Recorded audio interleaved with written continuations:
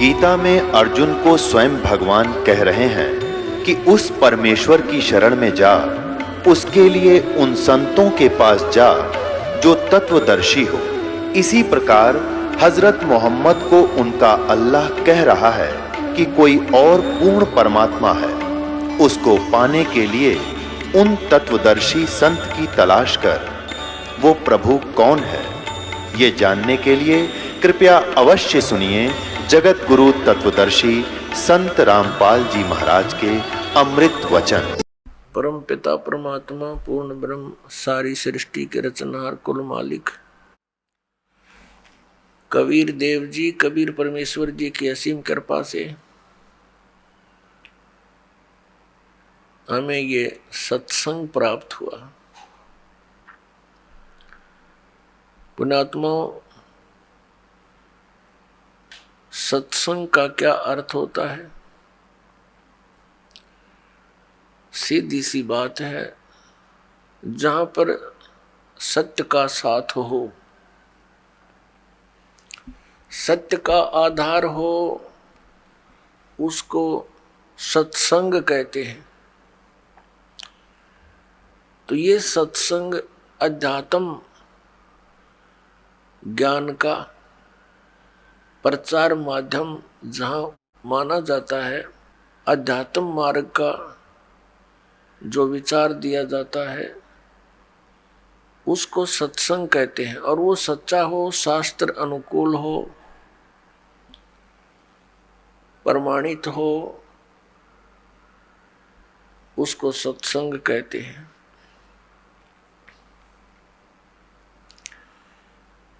अभी तक जितना भी ज्ञान सुना था वो अज्ञान था, जब तक हमें वो तत्व ज्ञान प्राप्त नहीं हुआ।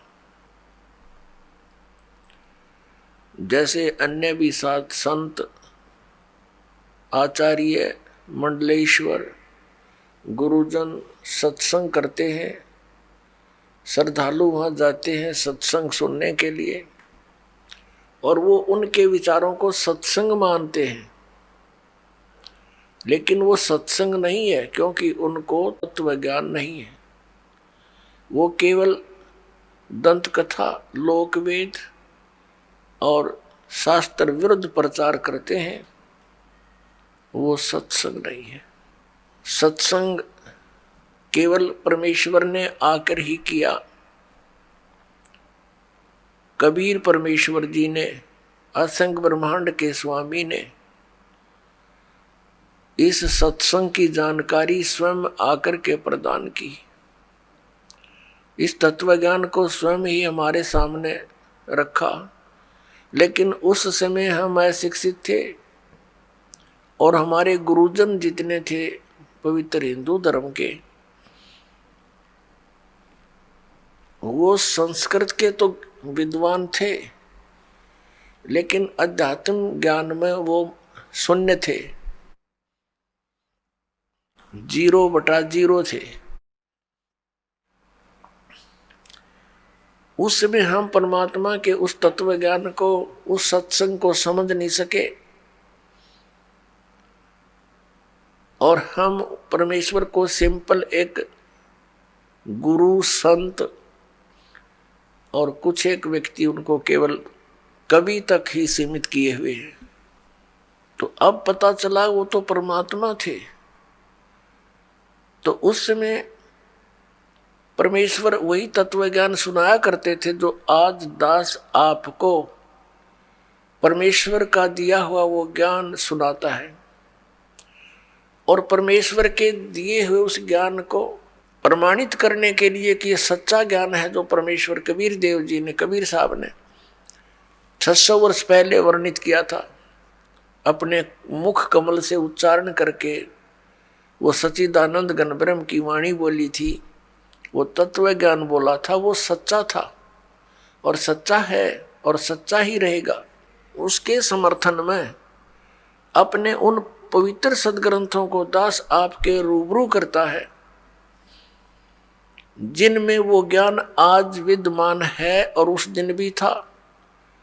जिस दिन परमात्मा के ज्ञान को ये नकली गुरु केवल संस्कृत के वक्ता ये कह करके नकार दिया करते थे कि कबीर अशिक्षित है, ये एक छोटी जाति का धानक है और इसको संस्कृत आती नहीं है, क्योंकि संस्कृत केवल ब्राह्मण ही पढ़ सकते थे और सभी सद्ग्रंथ संस्कृत में ही विद्यमान थे।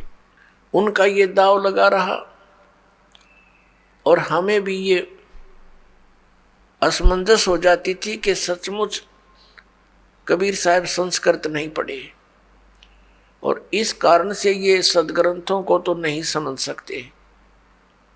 और जो हमारे गुरुजी इस पवित्र हिंदू धर्म के गुरुदेव ये शंकराचार्य माने जाते, आदि शंकराचार्य थे, उनसे ही ये ज्ञान शुरू हुआ जो पूरे हिंदू समाज में समाया हुआ है। उनसे सुनकर ज्ञान को आगे ब्राह्मण लोग अपने अपने क्षेत्र में यही प्रचार किया करते थे। अब वो क्या ज्ञान देते थे कि श्री ब्रह्मा विष्णु महेश ये अविनाशी हैं, इनकी कोई माता पिता नहीं। परमेश्वर कबीर देव जी 600 वर्ष पहले कहा करते ये नाशवान है, इनकी जन्म मृत्यु होती है, ये पूजा के योग्य नहीं, ये परमात्मा नहीं है। तो उस समय परमेश्वर का एक घोर विरोध करवा दिया इन नकली गुरुओं ने। परमात्मा सत्संग किया करते थे, सच्चा ज्ञान प्रदान करते थे और ये नकली गुरु आचार्य ये शास्त्र विरुद्ध ज्ञान प्रदान किया करते थे।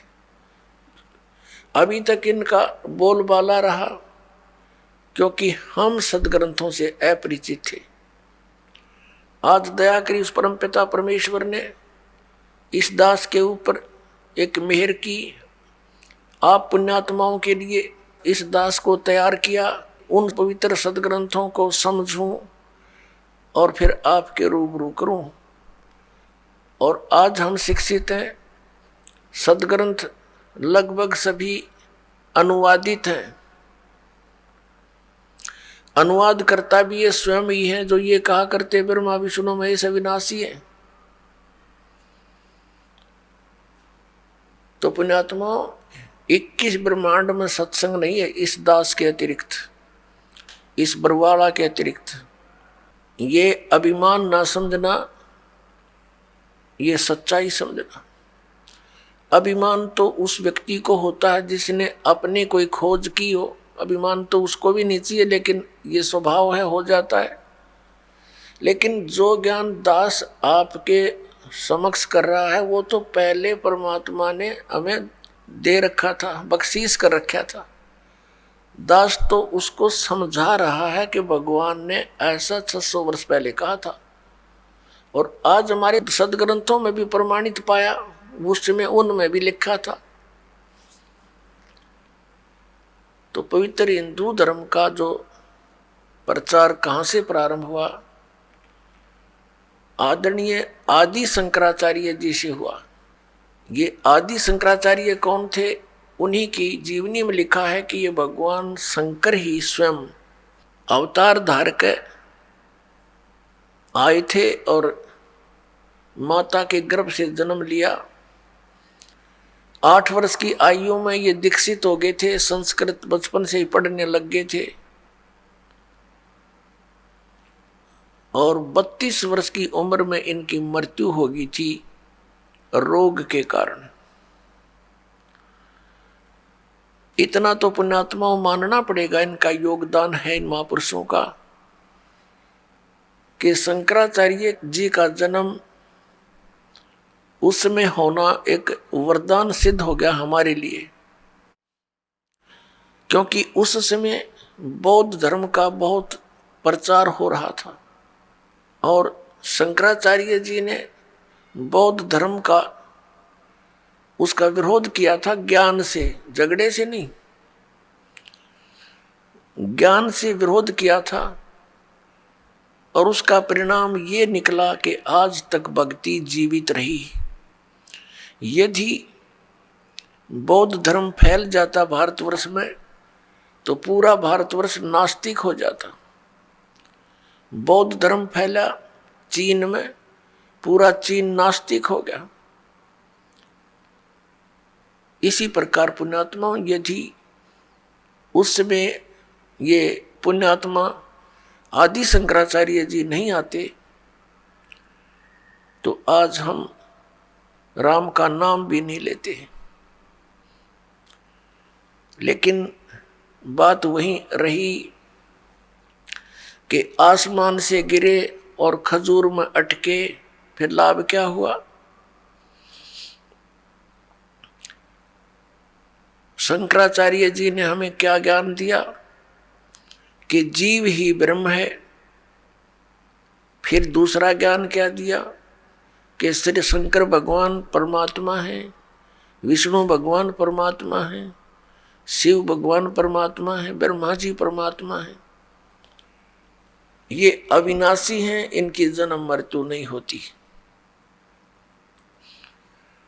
और ये इनके आदरणीय शंकराचार्यों के ये पूज्य इष्ट भी हैं, रामकृष्ण, श्री कृष्ण और भगवान विष्णु, भगवान शंकर आदि। ब्रह्मा जी की तो पूजा ये करते नहीं। आज का जो सत्संग आपके लिए रहेगा कि सत्संग 21 ब्रह्मांड में नहीं है और सदग्रंथों का ज्ञान इस दास के अतिरिक्त या परमात्मा के अतिरिक्त या उन महापुरुषों के अतिरिक्त जो परमात्मा से परिचित हुए, साक्षात्कार किया उनका, वो चंद महात्मा है। पूरे विश्व में उनके अतिरिक्त पूरे विश्व में ज्ञान नहीं, अध्यात्म ज्ञान नहीं उनको, वेदों और शास्त्रों का ज्ञान नहीं।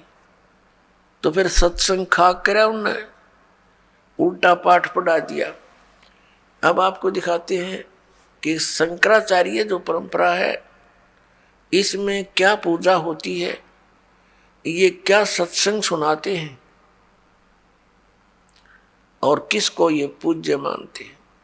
पुण्यात्माओं, एक विशेष मेहर है मालिक की कि आज मानव समाज को वो सच सुनने को मिल रहा है जिसकी हमें बहुत पहले आवश्यकता थी। फिर भी हम शुक्र मनाते हैं उस परम पिता कबीर भगवान का, जिन्होंने आकर के स्वयं दया करी हम दासों पर और ये तत्व ज्ञान समझा दिया। ये देखिएगा, एक पुस्तक है, एक पत्रिका, मासिक पत्रिका श्री माता, और ये Shri Mata communications private limited का प्रकाशन, आषाढ़ पूर्णिमा संवत 2066 जुलाई 2009, वर्ष 8, अंक 97, ये इनका यहाँ से प्रकाशित है। शंकराचार्य परंपरा संपोषिका श्री विद्या साधक साहिका। इसमें शंकराचार्य परंपरा यहाँ से शुरू होती है। नारायणम पदम भुवम वसिष्ठम शक्तिम च तत्पुत्र पराशरम च व्यासम सुकम गौड़ पदम महांतम गोविंद योगेंद्रम अस्य शिष्यम। अब ये क्या बताया है कि ये इनके पूज्य देव हैं। कौन? नारायण से शुरू होते हैं, नारायण। अच्छा, फिर इसके बाद वशिष्ठ जी, ब्रह्म ऋषि वशिष्ठ। वशिष्ठ जी के पुत्र हुए हैं श्री शक्ति देव, ये श्री शक्ति देव। और शक्ति जी के पुत्र हुए हैं श्री पराशर, इसको पराशर भी बोलते हैं, श्री पराशर जी। और पराशर के पुत्र हुए हैं श्री व्यास जी, भगवान वेद व्यास जी। और वेद व्यास जी के पुत्र हुए हैं सुखदेव जी। उसके बाद फिर ये श्री गौड़ पदाचार्य, श्री गोविंद भगवत पादाचार्य, और फिर ये इनके बाद हुए हैं श्री मद आदि शंकराचार्य, आद्य शंकराचार्य। नारायणम स आरंभाम शंकराचार्य मध्यम, ये न अपना। यहाँ से क्या है कि वर्तमान में अब ये शंकराचार्य हैं 4 मठों पर। श्री स्वरूपानंद जी यह साफ नहीं दिखाई देते, ज्योतिष पीठाधीश्वर व द्वारका शारदा पीठाधीश्वर, और स्वामी श्री निशलानंद सरस्वती जी पुरी गोवर्धन पीठाधीश्वर, और यह है श्री भारती तीर्थ जी श्रृंगेरी पीठाधीश्वर। और इनके भगवान कौन है ये देखिएगा, पीछे देखना, ये नारायण यानी विष्णु जी, और ये श्री ब्रह्मा जी, और ये श्री शिव जी। ये इनके पूज्य देव हैं। ये एक पुस्तक है ज्योतिर्मय ज्योतिर्मठ, इसको और दिखाते आपको। ये हैं श्री स्वरूपानंद जी शंकराचार्य, 2 पीठों के पीठाधीश्वर। देखिए पूरा इसको। ये हैं शंकराचार्य जो वर्तमान में 2 पीठों को संभाले हुए हैं, ज्योतिर्पीठ और द्वारका पीठ। अब यहाँ देखिएगा इसके दूसरे पृष्ठ पे, ये है ज्योतिर्मय ज्योतिर्मठ, ये पुस्तक का नाम है। ये किसके संरक्षक हैं? अनंत श्री विभूषित ज्योतिष पीठाधीश्वर एवं द्वारका शारदा पीठाधीश्वर जगत गुरु शंकराचार्य स्वामी श्री स्वरूपानंद सरस्वती जी महाराज, जिसका आपने ये चित्र देखा, ये है। और संपादक लेखक एवं संकलनकर्ता विष्णुदत्त शर्मा, अध्यक्ष आध्यात्मिक उत्थान मंडल दिल्ली। प्रेरणा स्रोत है श्री शुद्धानंद ब्रह्मचारी जी, मुद्रक हैं फाइन प्रिंट एंड पैक्स। परामर्श एवं सहयोग श्री विपिन बिहारी दत्त रामायणी, श्री पुनीत शर्मा, श्री आशुतोष जोशी। प्रकाशक हैं अखिल भारतीय आध्यात्मिक उत्थान मंडल, 1/3224 गली नंबर 2, रामनगर तिवारी मंडोली रोड, सादरा दिल्ली। ये इनके फैक्स और फोन नंबर। अच्छा, इस पे दिखाते हैं आपको 2 नंबर इसकी। अब ये इनका एक पैड है, उसके ऊपर इसने लिखा है पूज्य श्री का संदेश। किसका? स्वामी स्वरूपानंद सरस्वती जी का महाराज। अनंत, इनकी देखो उपमा कितनी गजब की है। अनंत श्री विभूषित श्री मजद गुरु शंकराचार्य ज्योतिष पीठाधीश्वर श्री स्वामी स्वरूपानंद सरस्वती जी महाराज, ज्योतिर्मठ बद्रिकाश्रम हिमालय संचार यात्रा स्थल। ये इनके हाथ से लिखा हुआ लेख है कि हमारे शंकर अद्वितीय दर्शन के अनुसार, ये कोई शंकर अद्वैत, ये कोई इनका लेख है जो आदि शंकराचार्य जी का लिखा हुआ अनुसार, भूत भौतिक प्रपंच के मूल में प्रकाश और विमर्श 2 पदार्थ हैं जो मणि और उसकी प्रभा के समान परस्पर अभिन्न है। प्रकाश शिव और विमर्श उसकी शक्ति यानी शिवा, शिव और पार्वती, ये देखो उसकी शक्ति है। पार्वती और परमेश्वर या त्रिपुर सुंदरी या त्रिपुर सुंदर उन्हीं का अभिव्यक्त रूप है, सब रूप है। शक्ति सौंदित शिव ही जगत के सर्जन, पालन और संहार में समर्थ होते हैं। हमारा सीधा संबंध शक्ति के उस स्वरूप से है जो जगत का पालन रक्षण करती है आदि आदि। अब ये देखिएगा, ये है श्री स्वरूपानंद जी। ये इनके नीचे लिखा है इनका पूरा एड्रेस। प्रातः स्मरणीय पूज्य पाद अनंत श्री विभूषित ज्योतिष पीठाधीश्वर एवं द्वारका शारदा पीठाधीश्वर जगत गुरु शंकराचार्य स्वामी श्री स्वरूपानंद सरस्वती जी महाराज। अब देखो आगे, ये पार्वती जी की पूजा करते हैं। ये क्या बताते हैं? भगवती श्री राजेश्वरी त्रिपुर सुंदरी देवी, इसकी पूजा करते हैं। ये इसका प्रमाण आपके समक्ष है, देखिएगा। और भगवान शिव को भी ये समान आदर से देखते हैं। इसी पुस्तक के हम प्रश्न 9 पर आते हैं। ये ज्योतिर्मय ज्योतिर्मठ, इसी पुस्तक के हम इसके प्रश्न नंबर 9 पर पढ़ेंगे। वर्तमान में इन 4 मठों के 3 अधिकृत शंकराचार्य हैं। ज्योतिष पीठाधीश्वर एवं द्वारका पीठाधीश्वर पूज्य स्वामी अनंत विभूषित श्री स्वरूपानंद सरस्वती जी महाराज हैं। और गोवर्धन पीठाधीश्वर पूज्य स्वामी अनंत श्री विभूषित स्वामी निश्चलानंद जी सरस्वती हैं। और दोया के तो ये हो गए स्वरूपानंद जी, इन दोनों के ज्योतिष पीठ के और द्वारका शारदा पीठ के, तो स्वरूपानंद जी। और गोवर्धन पीठाधीश्वर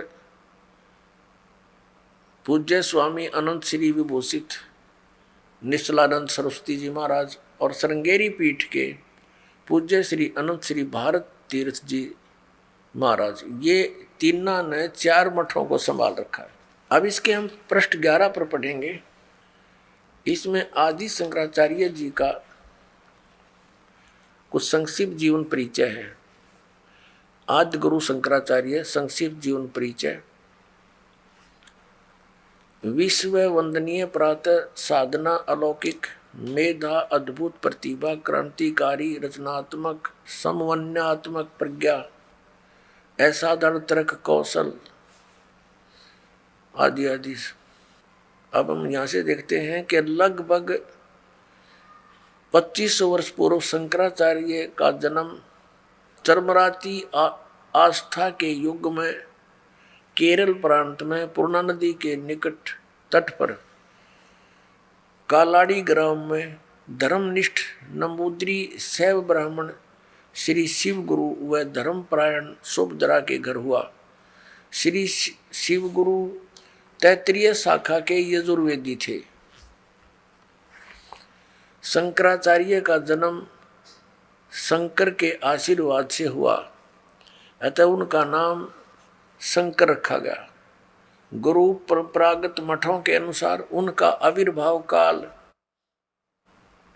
उनका जन्म समय ईसा पूर्व 2508 या 476 वर्ष माना जाता है। 1 वर्ष की आयु में मातृभाषा में भावों का प्रगट, 2 वर्ष की आयु में पुराण कथाओं को कंठस्थ करना उनकी विलक्षण प्रज्ञा का परिचायक था। 3 वर्ष की अवस्था में उनका चूड़ाकर्म संस्कार हुआ। उसके बाद इनके पिता स्वर्गवासी हो गए 3 वर्ष की आयु। 5 वर्ष की आयु में गुरु गृह पढ़ने गए, जहाँ 8 वर्ष की आयु में ही वेदांगों का पूर्ण अध्ययन कर लिया। अब हम इसको और ज़्यादा ना पढ़ें। अब हम आएंगे, आदरणीय आदि शंकराचार्य जी ने 4 मठों की स्थापना की और 10 प्रकार के सन्यासी बनाए, जो उनके द्वारा यानी आदि शंकराचार्य जी के द्वारा दिए गए ज्ञान को आगे प्रचार किया करते थे। और जिससे बौद्ध धर्म का वहाँ स्टॉप लग गया और इस ज्ञान का पुण्यात्माओं में प्रचार होना प्रारंभ हो गया। और ऐसे जोर शोर से प्रचार हुआ कि पूरे हिंदू समाज में ये ज्ञान आज तक ग्रहण है।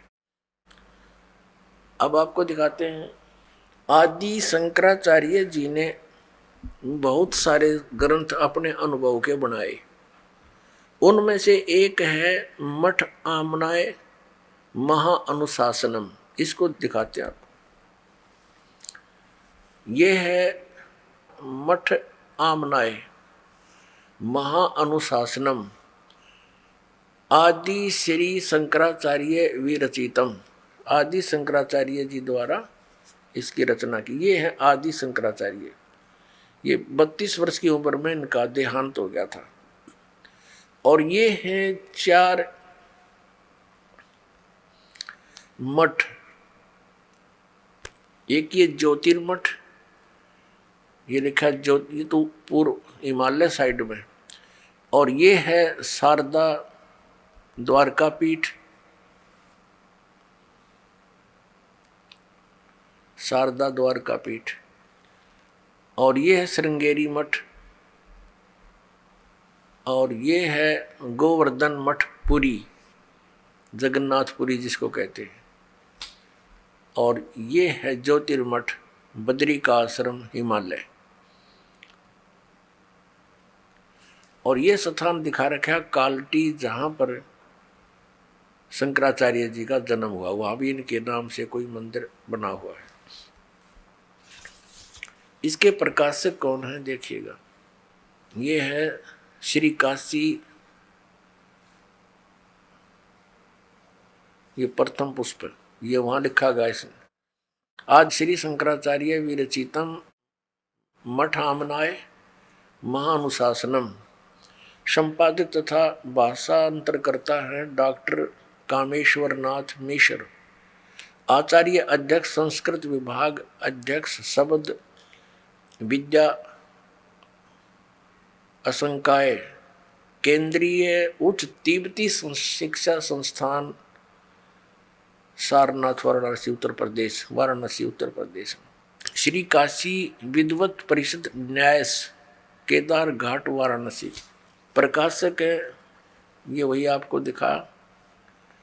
और यहाँ है, ये कहाँ से प्रिंट हुई है, Shri Mata कमर्शियस private limited B 7/125 बाघहाड़ा, Kedar घाट, वाराणसी। ये इतना दूर वहां से। अब इनके आपको दिखाते हैं कौन कौन से मठ हैं। अब इसमें देखिएगा प्रश्न नंबर 12 पे इसमें क्या कहा है, इसका ऊपर वर्णन चला आ रहा है। इसमें इन्होंने निर्णय दिया है कि मठों की संख्या, इस प्रकार ग्रंथ में मठों की कुल संख्या 7 बतलाई गई है, जिनमें 4 भारत के 4 दिगंतों में स्थापित किए गए थे और उनका कार्य क्षेत्र भी बतलाया गया है। वस्तुतः लौकिक व्यवहार के लिए यही 4 मठ द्वारका शारदापीठ, गोवर्धन ज्योतिष पीठ एवं श्रृंगेरी सम्मत है। शेष 3 मठ वैज्ञानिक विग्रह श्लोक नंबर 39 परिभाषित है। इनकी विग्रह कल्पना केवल विज्ञानात्मक है, भावनात्मक है। अर्थात यदि किसी मुमुक्षु को किसी सद्गुरु आचार्य की शरण नहीं मिल पाई तो वे वह निर्देशानुसार अपनी गुरु तथा पीठ की भावना करके मोक्ष मार्गी हो जाते हैं। लौकिकी सत्ता न होने के कारण वे सुमेरु स्वात्मा एवं निष्कल आमना के आचार्य, योगपट और ब्रह्मचारी के नामों की निरुक्तियां नहीं हैं। अब यहाँ पूर्वोक्त 4 मठों की स्थिति और क्षेत्र तो भूतल पर बतलाए गए हैं और भारत के 4 भागों में अवस्थित हैं। ऊर्ध्व दिशा तो ऊपर है, ऊर्ध्व ऊपर। आकाश में, स्वर्ग अथवा अन्य लोकों में यह मठ नहीं हो सकता। गंधर्व नगर अथवा आकाश महल की भांति यदि हो भी सकता है तो केवल भावना लोक में, भूलोक में नहीं। इसी प्रकार 4 मठों के ऋग्वेद, यजुर्वेद आदि 4 वेद बतलाए, अथर्ववेद और सामवेद गए हैं। ऊर्ध्व आमनाय सुमेरु पीठ के लिए निर्धारित वेद सूक्ष्म वेद श्लोक नंबर 42 है। और चारों वेदों के अतिरिक्त इस नाम का कोई वेद सनातनी जगत में नहीं है। अब इसका कहने का भाव ये है कि जैसे 4 वेद हैं और एक पुस्तक है, ये मठामनय महानुशासनम, इसके श्लोक नंबर 42 में एक सूक्ष्म वेद का भी जिक्र है, पर लेखक अनुवादकर्ता कह रहा है कि ये तो कहीं और ही हो सकता है, हमारे सनातनी जगत में केवल 4 ही वेद हैं। अब हम आगे आते हैं। अब इन चारों मठों पर पूरे हिंदू धर्म को ज्ञान दिया जाता है, और जो आदि शंकराचार्य जी के द्वारा स्थापित हैं और उनके द्वारा दिया गया ज्ञान है, वो किन किन मठों में कौन से वेद का पाठ होता है और कौन से देवी देवता की पूजा होती है, ये वर्णन दिखाते हैं। देखिएगा, पुस्तक वही है, पुस्तक ये वही चल रही है, मठ आमनाय महानुशासनम, पृष्ठ नंबर 33 पर शारदा मठ आमनाय, ये शारदा मठ के विषय में है। इसमें क्या बताया है, आदि शंकराचार्य द्वारा स्थापित पहला आमनाय पश्चिम दिशा में है, जिसको शारदा मठ कहा जाता है। ये आपको यहाँ दिखाया था, ये है शारदा मठ, ये वाला शारदा मठ द्वारका, ये द्वारका वाला, जिसको शारदा मठ कहा जाता है। इसका कीटवार संप्रदाय है, तीर्थ और आश्रम इसके सन्यासियों के पद अर्थात योग पट हैं। अच्छा, अक्षेत्र देवता देवी और प्रथम आचार्य यहाँ लिखे हैं इसके बारे में। इस अक्षेत्र का नाम द्वारका है और देवता सिद्धेश्वर हैं, सिद्धेश्वर, और देवी भद्रकाली हैं, तथा आदि आचार्य विश्वरूप सुरेश्वर आचार्य, ये प्रथम थे जो उन्होंने स्थापित किए, सुरेश्वर आचार्य। और इसमें देखना ये क्या लिखा कि निर्मल तीर्थ गोमती है, यहाँ स्वरूप नामक ब्रह्मचारी साम वेद का वक्ता कहा गया है। इसमें साम वेद का ही पाठ होता है। आगे देखो, ये वही चल रहा है, उसी के बारे में चर्चा चल रही है ये। और इसका महावाक्य क्या है, ये प्रश्न नंबर 35 पर हम आगे हैं। इस शारदा पीठ का महावाक्य है, महावाक्य में गोत्र है। इस आमनाय का महावाक्य तत्वमसि, तत्त्वमसि, तत्वमसि है। इसका उल्लेख साम वेद अंतर्गत ये छांदोग्य उपनिषद का 6/8 ये श्लोक है, अध्याय 6 का श्लोक 8। ये छांदोग्य उपनिषद से लिया गया इन्होंने ये तत्वमसि, और यहाँ इसका निर्णय दिया कि जो तत्वमसि इन 3 पदात्मक महावाक्य रूपी त्रिवेणी संगम में तीर्थ की भावना से स्नान करता है, अर्थात तत्त्वम पदों का शोधन करके महावाक्य के लक्ष्य अर्थ के चिंतन में तल्लीन रहता है, उसे तीर्थ नाम से कहा जाता है। ठीक,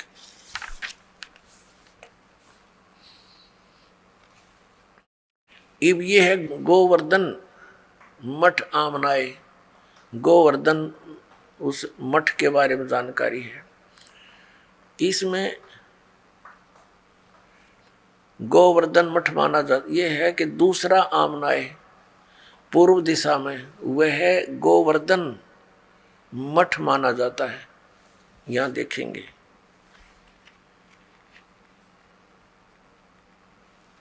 ये है गोवर्धन मठ, यानी पुरी गोवर्धन मठ जगन्नाथपुरी में। दूसरा आमनाय पूर्व दिशा का है, वह है गोवर्धन मठ माना जाता है। संप्रदाय भोगवार है और वन और आरण्य इसके सन्यासियों के पद योगपट है। अब इसमें क्या है, इसका भगवान कौन है? इसका क्षेत्र पुरुषोत्तम है और भगवान जगन्नाथ इसके देवता हैं और देवी विमला है। आचार्यों के ये नाम है। और इसका जो महावाक्य क्या है, यहां पर महावाक्य प्रज्ञानम ब्रह्म, और ये ऐत्रेय उपनिषद का है 5/3। ये यहां से लिया है इन्होंने ये मंत्र जाप करण का। और यहाँ पर हम देख रहे हैं 38 पृष्ठ पे। इस मठ के ब्रह्मचारी के लिए ऋग्वेद का ही पठन स्वाध्याय बतलाया गया है और गोत्र का नाम काश्यप है। इसमें गोवर्धन पीठ में ये ऋग्वेद पढ़ते हैं और नहीं।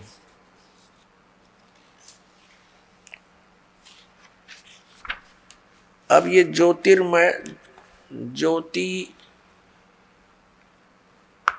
ज्योतिर्मठ आमनाय, इसका दूसरा नाम, तीसरा आमनाय उत्तर दिशा का है जो कि ज्योतिर्मठ है, अथवा उसका दूसरा नाम श्रीमठ भी कहा गया है। बद्री का आश्रम इसका क्षेत्र है। भगवान नारायण देवता हैं और देवी पूर्णागिरी जी है, पूर्णागिरी है। और तोटक आचार्य इसके प्रथम आचार्य कहे गए।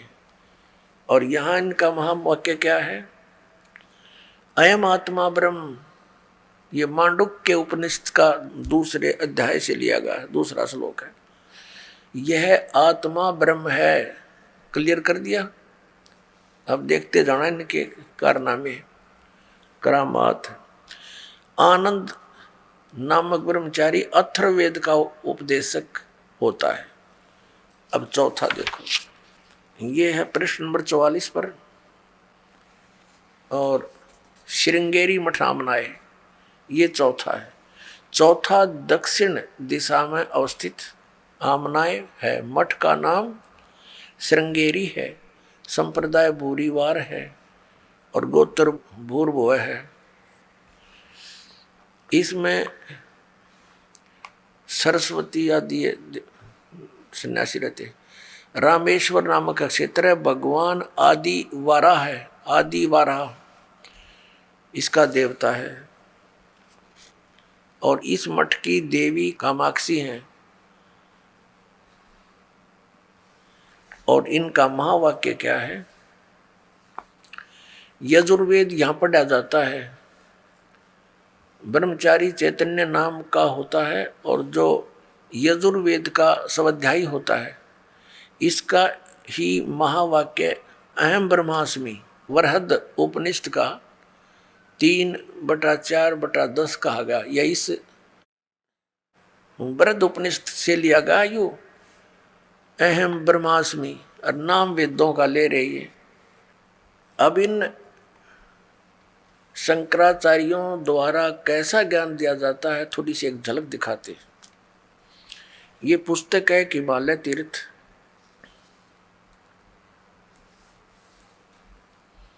जेपी नंबूरी इसके ये लेखक हैं। हिमालय तीर्थ जेपी नंबूरी उप मुख्य कार्यकारी श्री बद्रीनाथ केदारनाथ मंदिर समिति, कोलकाता से प्रकाशित है। पहला प्रकाशन, प्रकाशक है रंजू चक्रवर्ती, 76A/1 बामा चरण राय रोड कलकत्ता। मुद्रक गृह प्रिंट सर्विसेज कलकत्ता। ये ऐसे।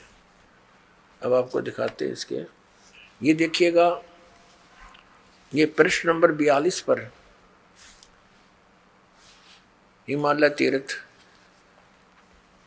शंकराचार्य, ये शिव रहस्य नामक कोई पुस्तक है। बौद्ध मीमांसक मंत्र अर्थात कलयुग के 3000 वर्ष व्यतीत होने पर बौद्ध मीमांसकों के मत पर विजय प्राप्ति के लिए शंकर यति के रूप में आविर्भूत होंगे। आविर्भूत यानी कलयुग जब 3000 वर्ष बीत जाएगा तब शंकराचार्य का जन्म होगा और उनका जन्म ऐसे ही हुआ 3000 वर्ष बीत जाने पर। अब इसमें कथा दिखाते हैं आपको, हमारे शंकराचार्य जी हमें क्या कथा सुनाते हैं, कैसा ज्ञान देते हैं। यह एक कथा सिंपल सी लेंगे, ज़्यादा इतना समय नहीं हम वेस्ट करेंगे। देखना, ये पृष्ठ नंबर 19 पे एक कथा सुनाई है इन्होंने इन तीर्थों के बारे में। ये तीर्थ कैसे बने, ये हिमालय तीर्थ पुस्तक है। यहाँ लिखा है कि ये पहले तो उन्होंने और बताई है, नर और नारायण ऋषियों के पश्चात अन्य ऋषि मुनियों व भक्तों द्वारा यह ज्योतिर्लिंग पूजित रहा।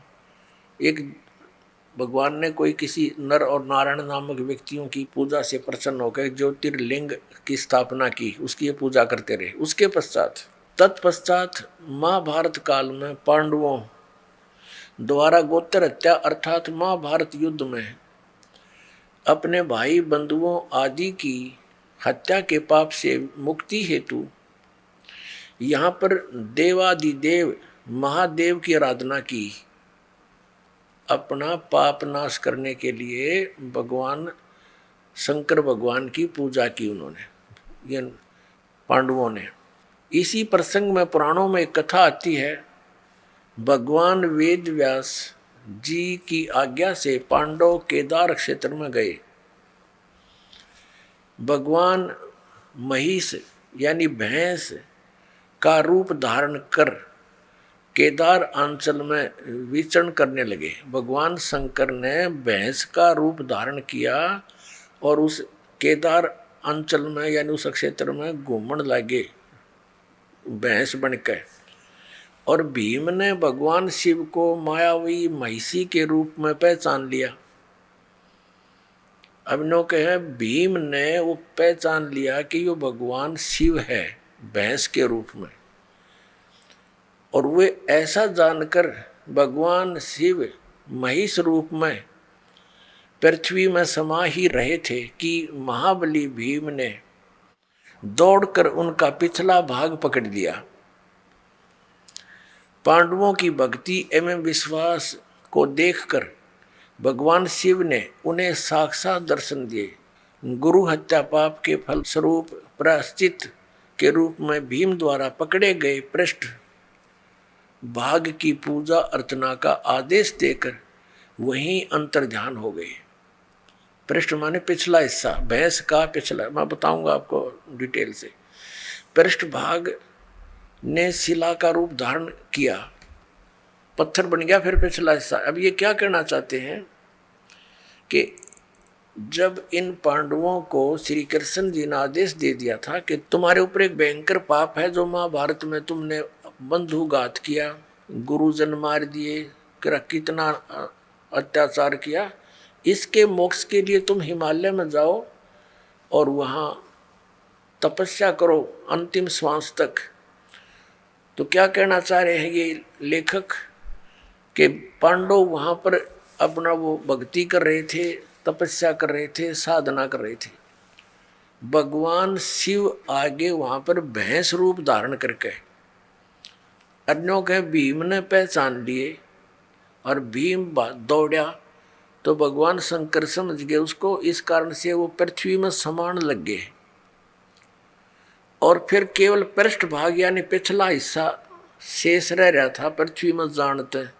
महाबली भीम ने पकड़ कर डांट लिया कसूती तरह, और वो फिर इतना बार रह गया, फिर वो पत्थर का बन गया।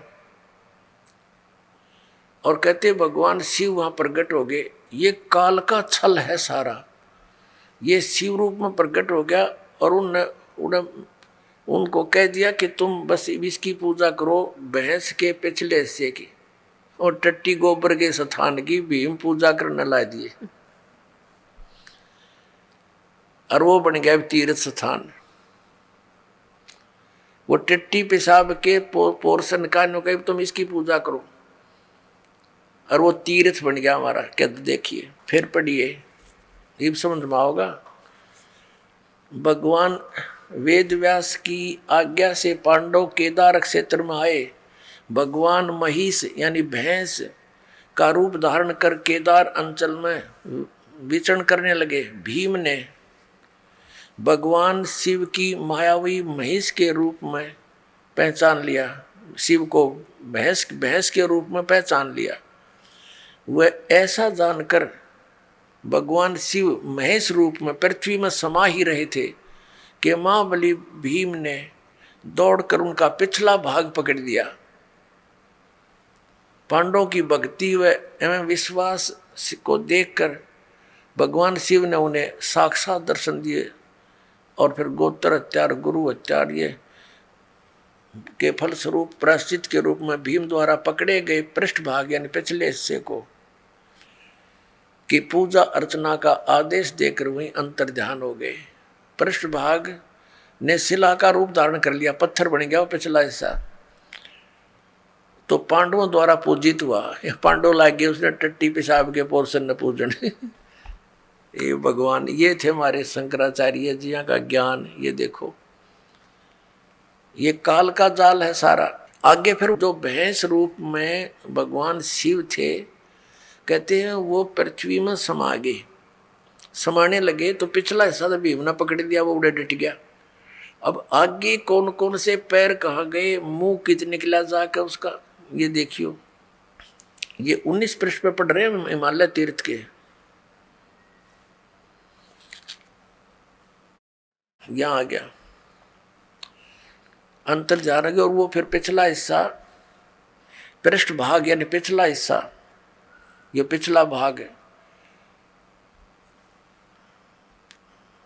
भीम द्वारा पृष्ठ भाग जो है ने शिला का रूप धारण कर लिया और पांडवों द्वारा पूजित हुआ। पांडव उसकी पूजा करने लगे, फिर पूछड़ की, और तब से आज तक पूजित है। आज तक उससे की पूजा पर लग रहे हैं भक्त। महिष का अगर भाग नेपाल में जाकर प्रकट हुआ, ओहो। और जो पशुपतिनाथ के नाम से विख्यात हुआ, अरे वाह देवताओं। कहते हैं उस भैंस का अगला मुंह सिर उड़ा निकला जाके कहाँ, नेपाल में। ओहो। महेश का अगर भाग यानी अगला हिस्सा, मुंह सिर, नेपाल में जाकर प्रकट हुआ, जो पशुपतिनाथ के नाम से विख्यात हुआ। अब वहाँ पशुपतिनाथ के नाम से मंदिर बन गया, लोग वहाँ पूजन लगे। ये इन हमारे शंकराचार्यों द्वारा दिया गए ज्ञान पर आधारित पुण्यात्मा वो साधना कर रहे हैं। महिष के अन्य 4 भाग कर्म से तुंगनाथ में बाहु, रुद्रनाथ में मुख, मद महेश्वर में नाभि और कल्पेश्वर में जटा। इस प्रकार केदारनाथ को छोड़कर महेश रूपी भगवान शंकर के अन्य 4 भाग केदार क्षेत्र में प्रतिष्ठित हुए।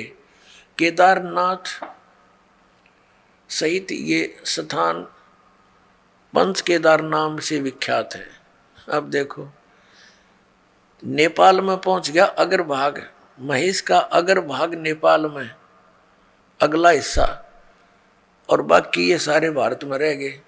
और वो नेपाल में जो पशुपतिनाथ की पूजा होती है, वह ऐसे इनके बनाए हुए ये अपना विधान है। देखो पुण्यात्माओं, हमने वो साधना करनी है जो हमारे पवित्र वेदों और पवित्र गीता में लिखी है। हम ये नहीं कहते कि ऐसा ना हुआ होगा।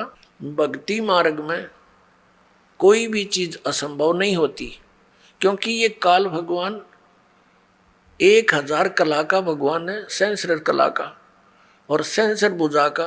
तो ये भी बहुत प्रबल है, बहुत शक्ति युक्त है, सिद्धियां हैं इसके अंदर। ये कुछ भी कर सकता है इस प्रकार के भ्रमित करने के लिए। तो हम ये नहीं कहते कि ऐसा नहीं हुआ होगा, ये फिर ये तो यादगार रहेगी।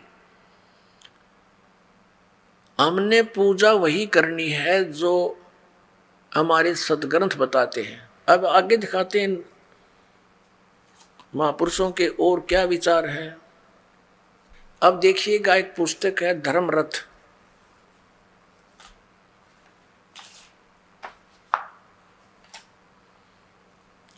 और ये स्वामी स्वरूपानंद सरस्वती जी शंकराचार्य जी बैठे हैं, 2 अनंत श्री विभूषित ज्योतिष पीठ पीठाधीश्वर एवं द्वारका पीठाधीश्वर जगत गुरु शंकराचार्य स्वामी स्वरूपानंद सरस्वती जी महाराज, और ये धर्मरथ के लेखक हैं। ये धर्मरथ पुस्तक स्वामी स्वरूपानंद सरस्वती जी महाराज गोस्वामी तुलसीदास कृत रामचरितमानस में वर्णित धर्मरथ सारगर्भित प्रवचन, प्रकाशक हैं इसके स्वामी सदानंद सरस्वती, शारदा पीठ प्रकाशनम, द्वारका, इतने, जामनगर गुजरात, दूरभाष इतने। धर्मरथ ये मुद्रक है अंबिका ऑफसेट, मीठापुर, 361345, ये कोई इनका नंबर है। प्राप्ति स्थान यहाँ पर। इसकी प्रस्तावना में लिखा है कि धर्मरथ नामक प्रकृत ग्रंथ पीठाधीश्वर अनंत श्री विभूषित श्री मजत गुरु शंकराचार्य स्वामी स्वरूपानंद सरस्वती जी महाराज के मुखारविंद से निश्रित वाक सुधा का सार संग्रह, यानी श्री स्वरूपानंद जी महाराज के द्वारा किए गए वर प्रवचन हैं। ये जो आपको दास अब सुनाने जा रहा है, अब देखिएगा इसके पृष्ठ नंबर 51 पर, धर्मरथ 51 पृष्ठ में हम यहां से पढ़ेंगे। जड़ बुद्धि में वह शक्ति नहीं जो आत्मा को जान सके, और यदि आत्मा बुद्धि के द्वारा जाना जाता है तो आत्मा हो गया ज्ञेय। ब्रह्म किसी का दृश्य बन नहीं सकता।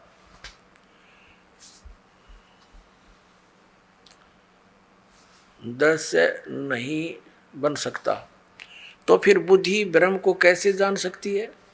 यह प्रश्न बना रहता है, जिसका समाधान हमने संक्षेप में सूत्र रूप में कल सुनाया था, पीछे सुना दिया, कि सामान्य बुद्धि उस परमात्मा को जानने में निश्चित रूप से असमर्थ है, परंतु वेदांत शास्त्रार्थ अभ्यास संस्कार जन्य संस्कृत जो बुद्धि है, उस बुद्धि से ब्रह्म का साक्षात्कार होता है। बुद्धि ही विवेक करती है, विवेक करते करते हमें उस स्थिति में पहुंचा देती है जहां जाकर ब्रह्म का साक्षात्कार सहज में ही हो जाता है। ब्रह्म का साक्षात्कार क्या है? जैसे हम किसी मनुष्य को देखते हैं और कहते हैं कि हमने उसका साक्षात्कार किया, आपसे हम मिले, उस प्रकार ब्रह्म से साक्षात्कार नहीं हुआ। फिर कैसा? इस प्रकार ब्रह्म किसी को गोचर नहीं होता, वो दिखता नहीं, इंद्रियों और मन के द्वारा वह नहीं जाना जा सकता। तो ब्रह्म का साक्षात्कार क्या है? वस्तुतः स्थिति यह है कि ब्रह्म को सब जानते हैं। किस रूप में जानते हैं? जिस तत्व के रूप में श्रुतियों ने आत्मा को बतलाया है। आत्मा सबको विदित है। मैं हूँ यह कौन नहीं जानता?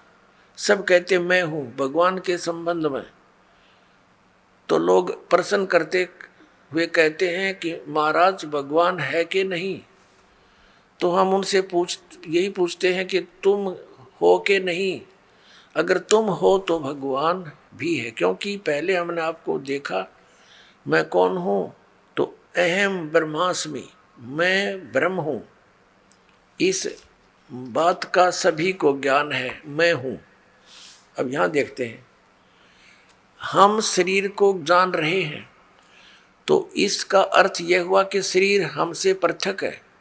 ये ज्ञान दे रहे हैं स्वरूपानंद जी। इस प्रकार प्राण को हम जानते हैं। शरीर को संचालित करने वाली शक्ति जो है वह प्राण है। प्राण भी हमसे पृथक है। जो मन को जानते हैं, मन भी हमसे पृथक है। महात्मा लोग बतलाते हैं समाधि की विधि, कैसे समाधि लगाई जाए, कैसे आत्म दर्शन किया जाए। तो यह बताते हैं कि पहले स्थिर आसन से बैठ जाएं, शांतिपूर्वक थोड़ी देर स्थिर बैठे रहने पर अपने आप अपने को शरीर मालूम पड़ने लगेगा। मन से यह शरीर है, तो शरीर जिस समय हमारा देह बन जाए, समझ लेना चाहिए हम शरीर से अलग हो गए, फिर मन है ये आएगा कि इस शरीर को चलाने वाला, हाथ पैर उठाने वाला, रखने वाला मैं हूं। तो हम प्राण में चले गए, प्राण के साथ हम एक हो गए, उस प्राण में दृष्टि केंद्रित कर दिया तो थोड़ी देर तक प्राण में दृष्टि केंद्रित करने पर प्राण भी आत्मा से पृथक प्रतीत होने लगेगा। फिर हमको लगेगा कि इस प्राण को भी हम प्रेरित करने वाला, संकल्प करने वाला मैं हूं। तो इस प्रकार अर्थ यह है कि हम मन के साथ जुड़ गए, उस मन को भी देखने लग जाए, मन में भी अपनी दृष्टि केंद्रित कर दी जाए तो मन भी अपनी आत्मा से पृथक होने लगेगा। फिर यह मन में विचार आएगा कि यह संकलात्मक, विकलात्मक प्रेरित करने वाला निश्चय करता मैं हूँ। तो इसका अर्थ यह हुआ कि हम बुद्धि के साथ तादाम आपन्न हो गए, यानी उसके जैसे हो गए। तब हम बुद्धि में दृष्टि को केंद्रित कर दें तो बुद्धि भी अपने आप पृथक प्रतीत होने लगी। जहाँ शरीर, प्राण यानी श्वास, मन, बुद्धि इन सब को अपनी आत्मा से अलग किया तो ये जो झूठा मैं, इसको हम अहंकार कहते हैं, जड़ चेतन की ग्रंथि कहते हैं, यह मैं समाप्त हो जाएगी। इसके समाप्त होते ही शून्य का अनुभव होगा। परंतु इस शून्य का अनुभव कौन कर रहा है? शून्य का भी तो कोई अनुभव करता है, उसके द्वारा। तो जिसके द्वारा शून्य का अनुभव हो रहा है वह शून्य नहीं है, वह पूर्ण है। तो उसमें अपना चित्त स्थिर करके फिर उसको विचलित न होने दें। आत्मा में अपने मन को स्थिर करके कुछ भी चिंतन न करें। इस समाधि में जो अनुभव होगा उस समय वेदांत के संस्कार से युक्त इस अनुभव को समझ लेना कि यही ब्रह्म है। अब इनका कहने का तात्पर्य है कि जैसे हम समाधिस्थ होते हैं उसमें पहले हम देखेंगे हम शरीर हैं, शरीर को भी कोई बोल रहा है कि ये मेरा शरीर है। फिर मन को देखते हैं, मन मेरा कोई और बोल रहा है। फिर श्वासों को भी, फिर हाथ पैरों को हिलाने वाला कौन है, वो कोई और है। तो कहते फिर कति शून्य हो जाओ, शून्य में आप कुछ भी ना चिंतन करो, फिर आपको महसूस होगा कि आप कौन हो, हम आत्मा है। तो ये जो आत्मा है ये पूर्ण परमात्मा है। इनका अर्थ ही है कहने का। और इसको क्लियर करते हैं, स्पष्ट करते हैं इसको। ये देखिएगा आगे इन्होंने 56 पृष्ठ पर स्पष्ट कर दिया इसको कि अब देखो, जिसने परम ब्रह्म को जान लिया उसने जितना भी संसार का सुख है वह सब प्राप्त कर लिया, शेष कुछ नहीं है। ऐसी स्थिति उसकी हो जाती है। अब सत्यम ज्ञानमंतम ब्रह्म। अब यहाँ आते हैं निवृत्ति में हम अपौरुषेय वेद वाणी से सुनते हैं कि ब्रह्म सत्य है। ये वेद वाणी को अपौरुषेय मानते हैं, किसी मनुष्य के द्वारा नहीं बोली गई, ठीक है। उस ब्रह्म सत्य है, ज्ञान है, अनंत है, वह अंतःकरण में ही अवस्थित है। तो हमारे मन में उसके अस्तित्व के संबंध में जो संदेह है उसकी निवृत्ति उस ज्ञान से हो जाती है। 4 महावाक्य हमारे वेदों में बतलाए गए, ये वेदों के नहीं, इन्होंने बल्कि उपनिषदों ले रखे। 4 महावाक्य हमारे वेदों में बतलाए गए जिनमें अथर्ववेद का महावाक्य अयम आत्मा ब्रह्म, यजुर्वेद का महावाक्य अहम ब्रह्मास्मि, ऋग्वेद का महावाक्य प्रज्ञानम ब्रह्म, सामवेद का महावाक्य है तत्वमसि। तो ये 4 महावाक्य बतलाए गए। 4 महावाक्यों को लेकर अर्थ किया जाता तो चारों का अर्थ एक ही हो जाता है, तत्वमसि। तत्वमसि ये 3 पद है। जिस प्रकार 10 ये ना अपनी तरफ से बढ़ा के 10 आदमी अपने आप को ना गिने ऐसे, तो इसका अर्थ ये सीधा सा हो गया कि मैं ही ब्रह्म हूँ। ये अर्थ है इसका, तत्त्वम असि, वह तू ही है।